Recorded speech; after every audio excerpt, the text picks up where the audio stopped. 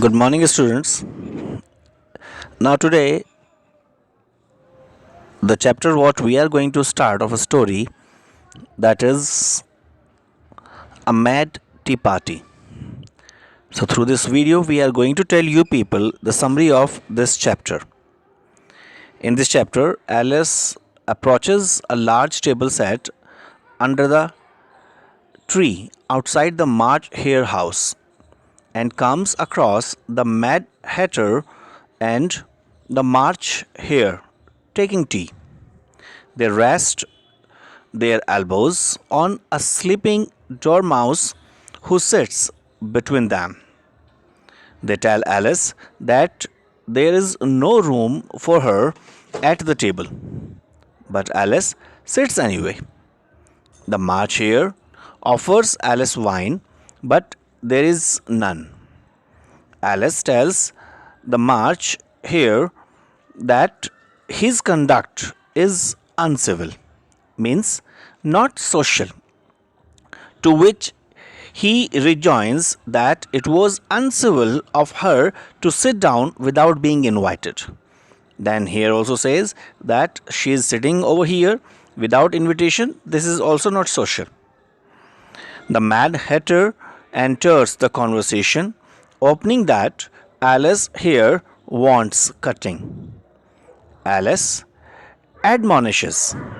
Admonishes means warns. His rudeness means Alice reacts rudely and she scolds rather. But he ignores her scolding and responds with a riddle. Why is Ravan like a writing desk? Alice attempts to answer the riddle, which begins a big argument about semantics. Semantics means relating to meaning in language or logic. But their argument, the tea party sits in silent until the Mad Hatter asks the March Hare the time.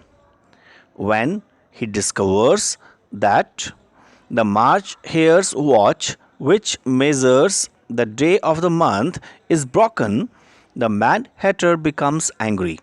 He blames the March Hare for getting crumbs on the watch when the March Hare was spreading butter on it. The March Hare suddenly dips the watch in his tea, dejectedly remarking, dejectedly means very sadly, remarking that it was the best butter. Alice gives up on the riddle and becomes angry with the Mad Hatter when she discovers that he doesn't know the answer either. Means the riddle exactly what was asked by that Hatter, even he doesn't know the answer of that riddle. She tells him that he should not waste time asking the riddles that have no answers. The Mad Hatter riddle that have no answer, the Mad Hatter calmly explains that time is a him, not an it. He goes on to recount how time has been upset ever since the Queen of Hearts said the Mad Hatter was murdering time. Means in the last story, when the Queen was telling that this Hatter is murdering time while he performed a song badly. Since then, time has stayed fixed at 6 o'clock, which means that they exist in perpetual tea time. Perpetual means continuing forever. Bored with this line of conversation, the March Hare states that he would like to hear a story. So they wake up the Dormouse. The Dormouse tells a story about three sisters who live in a treacle well, eating and drawing treacle Confused by the story, Alice interjects with so many questions that the Dormouse becomes insulted. Means when Alice asks exactly many questions, then Dormouse becomes insulted. Alice continues to ask questions until the Mad Hatter insults her and she storms off in disgust. Storms off means to leave angrily someplace. As she walks, she looks back at the Mad Hatter and the March Hare as they attempt to stuff the Dormouse into a teapot.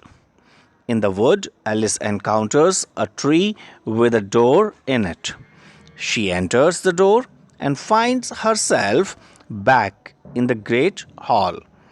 Alice goes back to the table with a key and uses the mushroom to grow to a size that she can reach the key, then to shrink back to the size that she can fit through the door.